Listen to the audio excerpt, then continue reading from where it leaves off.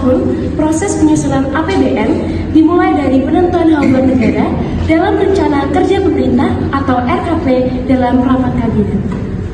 Yang Mulia Presiden, prioritas utama RKP tahun depan adalah akselerasi transisi energi bersih dan pemerataan infrastruktur digital untuk daya saing ekonomi. Dua fokus ini adalah krusial. Rakyat menantikan listrik yang bersih dan juga sinyal internet yang merata. Menteri ESDM, bagaimana target bauran EBT kita? Kami menargetkan kenaikan bauran EBT menjadi 18%. Anggaran ini difokuskan pada proyek pembangunan listrik tenaga surya berskala besar di 5 waduk strategis. Kami mendukung penuh. Kami akan meluncurkan satelit internet baru dan membangun 1000 menara BTS di wilayah 3T untuk menutup kesenjangan digital. Baik, RKP disahkan.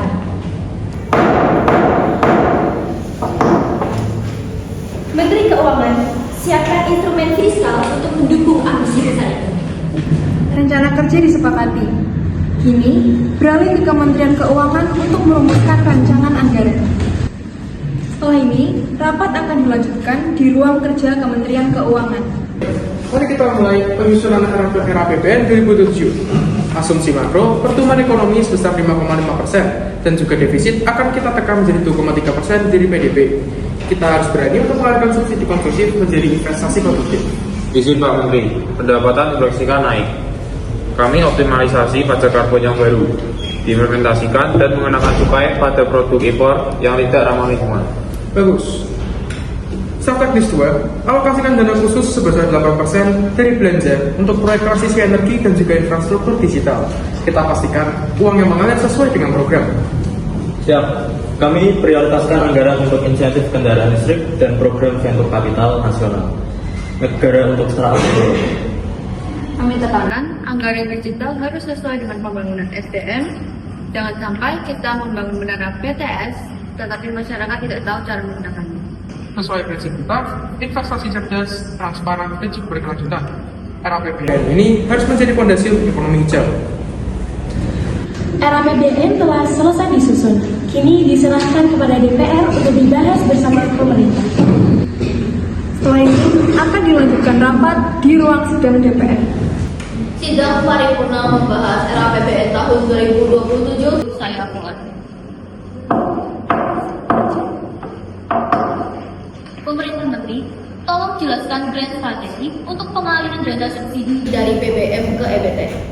Jadi yang pertama, kami akan mengurangi subsidi energi fosil dan mengalihkan menjadi insentif langsung untuk pembelian kendaraan listrik dan juga dana riset untuk energi terbarukan. Kami menyoroti alokasi yang besar untuk PLTS tahun ini. Bagaimana jaminan teknologi transfer dan pelibatan industri komponen lokal? Kami tidak ingin ini menjadi proyek impor lagi. Kami telah menetapkan klausul TKDN minimal 60% untuk PLTS. Ini wajib melibatkan pabrik panel sosial dan baterai nasional. Menteri Kominfo, alokasi untuk satelit dan BTS sangatlah besar. Apakah ada anggaran yang cukup untuk program literasi digital masif di daerah 3T agar internet tidak sia-sia? Kami mengalokasikan 3T 15 triliun untuk program 1 juta guru digital dan pelatihan UMKM digital. Kami ingin hardware dan software berjalan seimbang. Maka dari itu, setelah pembahasan, panitia anggaran menyampaikan dana riset EBB dan inovasi digital naik 10 triliun bersumber dari pemotongan belanja operasional kementerian yang dianggap tidak produktif.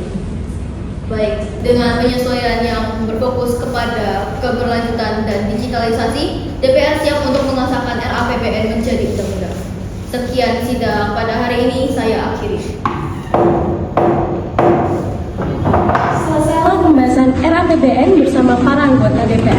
Sekarang waktunya untuk pengesahan.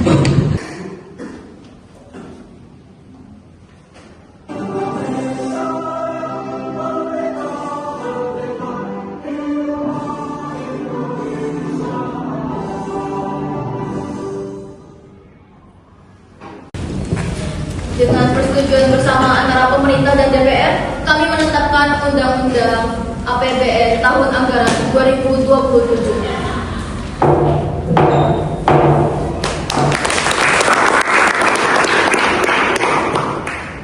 Saya berterima kasih. APBN